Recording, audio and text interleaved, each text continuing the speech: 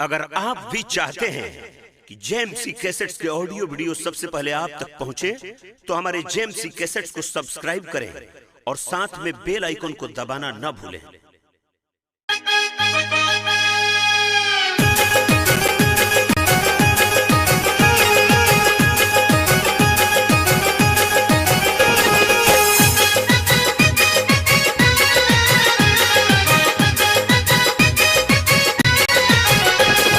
गजबे जवानी एहो आहो आ कोरोना मन मानी एहो आहो आ तहर गजबे जवानी तू कोरोना मन मानी।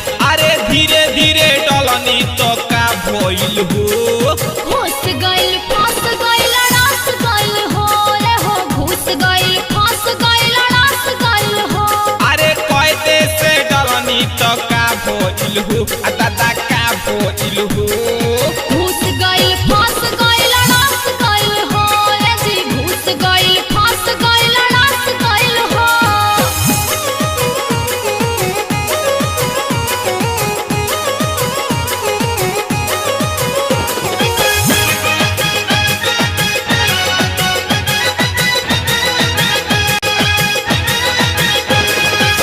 हो हसीना फेंकना पसीना ई तो लाहे लाहे जाता।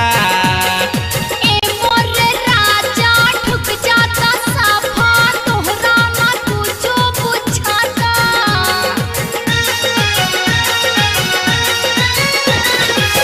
हो हसीना फेंकना पसीना ई तो लाहे लाहे जाता।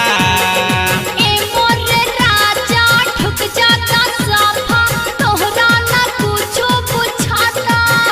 दर्द हो खतका अरे हाँ हो हाँ, ई पहिले जाता का। अरे हाँ हो हाँ, छोड़ा हमरा के काना ना चोरा चोरी, बात कहर हम अब माने मना। तो निकल बारदार एहो आहो आ तो बारू झकास। एहो आहो आ तो निकल बारदास तू तो बारू झकास। अरे हमरो मिजाज खौआ गइल हो, घुस गइल फंस गइल रास गइल हो रे हो, घुस गइल फंस गइल रास गइल हो। अरे कहते से डलनी तो का भइल हो, पता तो का भइल हो। घुस गइल फंस गइल रास गइल हो रे जी, घुस गइल फंस गइल रास गइल हो।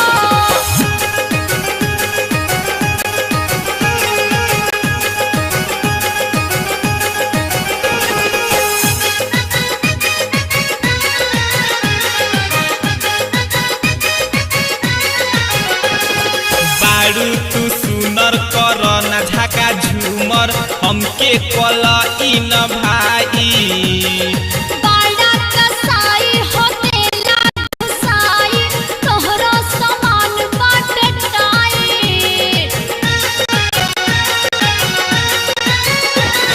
बारू तू सुनर करना झाका झूमर हमके कल इन भाई। बाड़ा कसाई होतेला घुसाई, तोहरो सामान बाटे टाई। काहो ठीक नहीं का, अरे ना हो ना, अब ना होई का।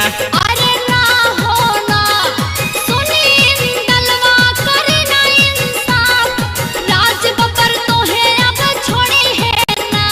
करना भगदर एहो आहो आ हम हई विजेंदर। एहो आहो आ तू करना भगदर हम हई